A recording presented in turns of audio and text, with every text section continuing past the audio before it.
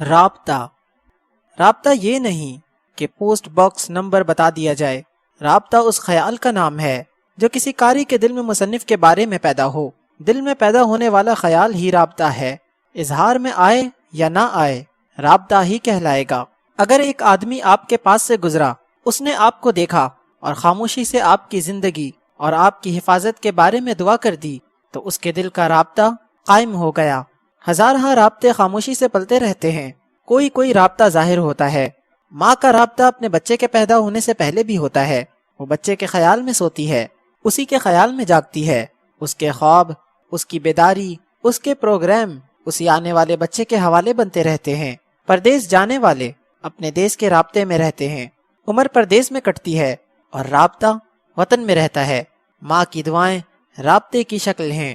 ہم لوگ بعض اوقات یہ دریافت کرنے سے قاصر رہتے ہیں کہ کس کا کب، کیسے اور کہاں رابطہ ہو گیا۔ استاد کی بات، اس کا دیا ہوا علم جب تک قائم رہے استاد سے رابطہ ہے۔ استاد فوت ہو جائے تب بھی رابطہ ہے۔ اس لیے معلم کی قدر کرنے کا حکم دیا گیا ہے، اور جو ذات معلم اخلاق ہے اس کا رابطہ کبھی ٹوٹ ہی نہیں سکتا۔ رابطے دلوں میں پلتے ہیں۔ محبت صرف رابطے کا نام ہے۔ ایک آدمی نے دوسرے انسان کو پسند کیا، آنکھوں نے چہرہ دیکھا، دل نے قبول کیا، روح نے استقبال کیا، رابطہ مستقل ہو گیا۔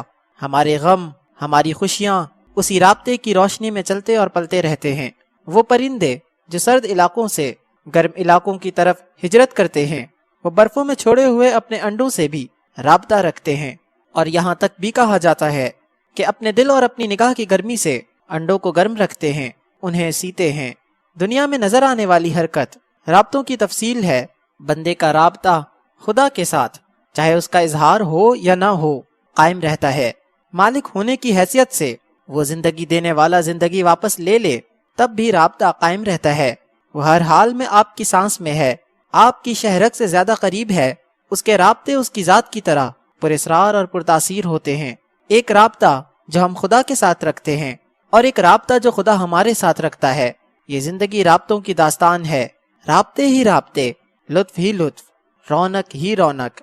رابطوں کو نہ ماننے والے شاید اس حقیقت کو نہ سمجھ سکیں، لیکن یہ ایک امر واقعہ ہے کہ ہم ماضی میں زندہ ہیں، ہم حال میں زندہ ہیں، ہم مستقبل میں زندہ ہیں۔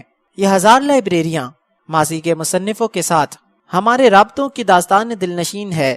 اگر مصنف فانی تھا، مر گیا، اس کا ذکر ضروری نہیں، تو پھر اس کی کتاب کیا ہے؟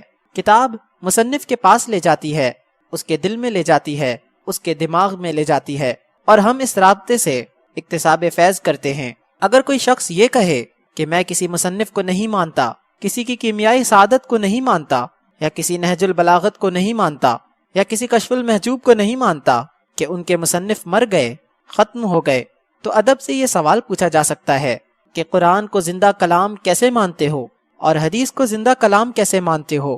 حقیقت یہ ہے کہ ہر چیز، ہر گزری ہوئی چیز اتنی زندہ ہے کہ اندازہ کرنا مشکل ہے۔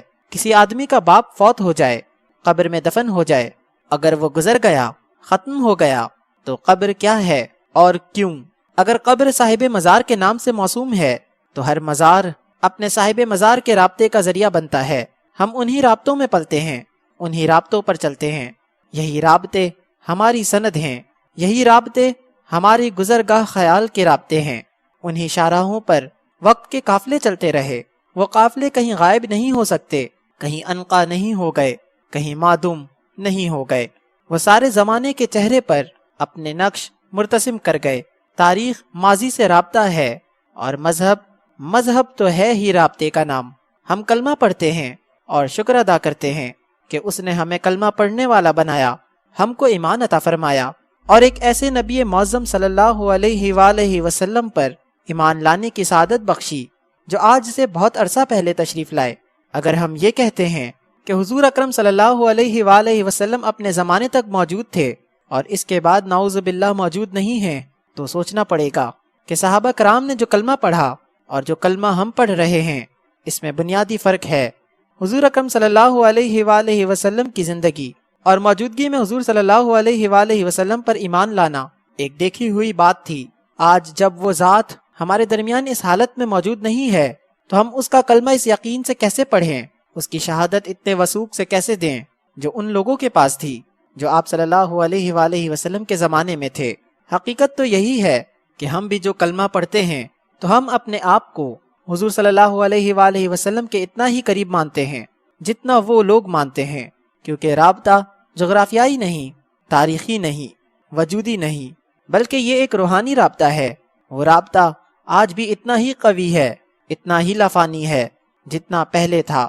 یہی وجہ ہے کہ آج کلمہ پڑھنے والے کل کے کلمہ پڑھنے والے کے برابر ہیں۔ جن لوگوں کے زمانے میں نزول قرآن ہوا انہوں نے دیکھا کہ کس طرح نزول کی کیفیات پیدا ہوئیں۔ ہمارے سامنے یہ واقعہ نہیں ہوا، لیکن ہمارا ایمان اتنا ہی قوی ہے کہ یہ کلام اللہ کا کلام ہے، جبریل امین کا لایا ہوا، ہمیشہ رہنے والا، حضور اکرم صلی اللہ علیہ وآلہ وسلم کی زبان سے نکلا ہوا، اور یہ کلام ہمیشہ ہی اپنی تمام تقدیس کے ساتھ محفوظ اور قائم رہے گا۔ لوگوں نے اس رابطے کے بارے میں بہت سے شبہات پھیلائے ہوئے ہیں۔ اس میں کوئی شک و شبہ کی گنجائش نہیں کہ حضور پاک صلی اللہ علیہ وآلہ وسلم اللہ کے رسول صلی اللہ علیہ وآلہ وسلم ہیں، ہمیشہ کے لیے ہیں اور ہمیشہ کے لیے ہیں، اور جو ہیں انہیں تھے نہیں کہہ سکتے۔ سچ تو یہ ہے کہ جس ذات پر نزول قرآن مجید ہو وہ ذات کم نہیں ہے، مقدس کتاب ہے۔ حضور صلی اللہ علیہ وآلہ وسلم کے رابطے کو سمجھنا بہت ضروری ہے۔ کلمہ ہی رابطہ ہے اور رابطہ ہی کلمہ ہے۔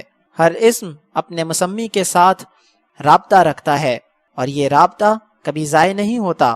ہم جس اسم کو پکارتے ہیں اس کے مسمی تک ہماری پکار پہنچتی ہے اور ہمیں جواب ملتے ہیں، یہاں تک کہ انسان کی اصلاح بھی اور اس کا عرفان بھی ان رابطوں کا منہون منت ہے۔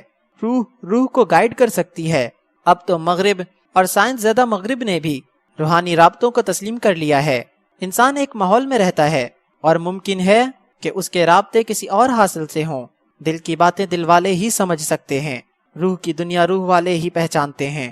راز کا عالم راز جاننے والوں پر ہی آشکار ہوتا ہے۔ اگر ماضی کے رابطے ختم کر دیے گئے تو کسی مستقبل پر ایمان لانا ممکن ہی نہیں ہو سکتا۔ ہم دیکھتے ہیں کہ قوم بزرگوں کے دن مناتی ہے۔ اس دن بزرگ لوگ اپنی عارضی رخصت کے باوجود اپنے دنوں کے منائے جانے کا لطف حاصل کرتے ہیں۔ قائد اعظم کے مزار پر حاضری دینا قائد کی روح کو سلام ہے اور اس کے لیے آسودگی کا پیغام۔ اسی طرح باقی لوگوں کے آستانوں پر ہماری حاضریوں کا عالم ہے۔ انسان سوچ سمجھ کر غور کے ساتھ رابطوں کو دریافت کرے، اپنے رابطوں کی حفاظت کرے اور اپنے رابطوں سے ہو سکے تو قوم کو آگاہ کرے۔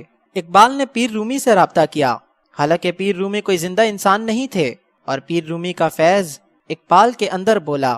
قوم نے دیکھا، قوم نے سوچا، قوم نے فیصلے کیے، فیصلے کامیابیوں سے سرفراز ہوئے، اور آج ہی فیصلے ہمارے ہم ہونے کا جواز ہیں۔